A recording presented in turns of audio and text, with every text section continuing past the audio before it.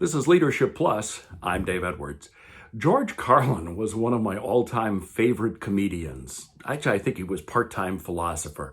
And I loved one of his quotes. He wrote, "The highly motivated people in society are the ones causing all the trouble. It's not the lazy, unmotivated folks sitting in front of a TV eating potato chips who bother anyone." Well, it may in fact be true if you're just sitting alone in your living room, but it's a much different situation if you are in a workplace situation, because the behavior of one individual can greatly impact the behavior of everyone else. So do you have someone on your staff who is unmotivated, maybe lazy? They seem distant from everyone else. They don't seem to enjoy their jobs very much.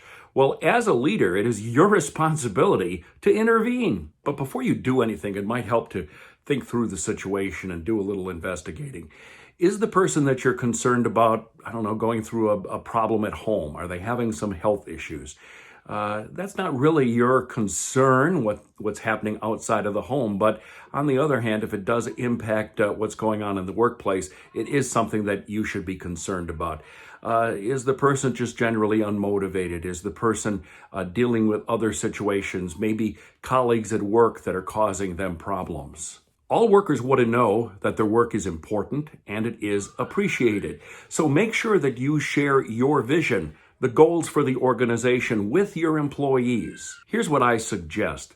Sit down with that person. Do it in an area that's not where other people can observe what you're talking about. So go to your office or a conference room and tell the person what you've observed. Be honest with them and see what they tell you about the situation. Now, they may choose to just say, there's nothing wrong, or may not want to talk about a situation at home. Okay.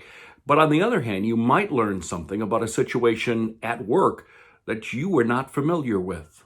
Tell them the story about the shoe salesman who was sent to Africa to investigate a new potential market. The first salesman came back and told his boss, there's no opportunity for us. Nobody there wears shoes. Second salesman goes there, comes back and says, great opportunity for us. Nobody wears shoes. Get them to see the upside of their work. Make sure that that employee has measurable goals, not just some broad allusion to what you want them to do. Give them something that you can measure their performance by.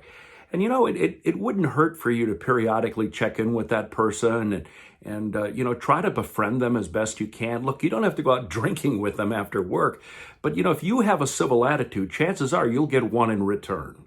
If it's more than one person, if you're seeing unmotivated people all throughout your organization, take a deep look and try to see if there are environmental issues that may be part of the cause. It could be, as I said earlier, that you're not communicating a vision and goals with your employees. On the other hand, take a look at their workplace environment. I worked for an organization once that had a strict policy that you could not make personal phone calls from work. This was before cell phones, of course. Now, that was just a ridiculous policy. Do you mean to tell me that you don't want to call your spouse at the end of your day and say, hey, I'm on my way home?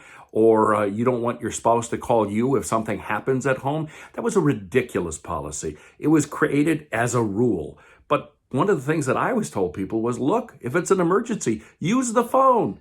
Now, of course, we all have cell phones, so that's not much of an issue. HR Magazine said that 70% of all porn websites are accessed between 9 a.m. and 5 p.m. Of course, you need to have policies in place, but you also need to demonstrate if you have a little bit of trust in your workers. And when you're developing these policies, remember one statistic I found, 53% of people said that they would give up their sense of smell rather than give up their connected devices. Your organization may want to shift against the kind of time clock mentality that I still see in a lot of organizations. We all walk in at 8:30 and we all walk out at 5 o'clock every afternoon. You might want to consider just being much more goal-focused.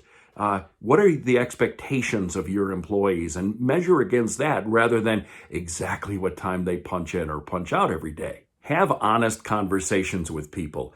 Don't hide the fact that you're sensing something is wrong. Be upfront. Have adult conversation with adults.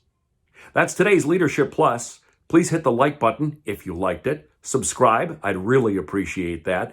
And by the way, if you'd like to see more articles and more information about management and leadership issues, please visit my website at daveedwardsmedia.com.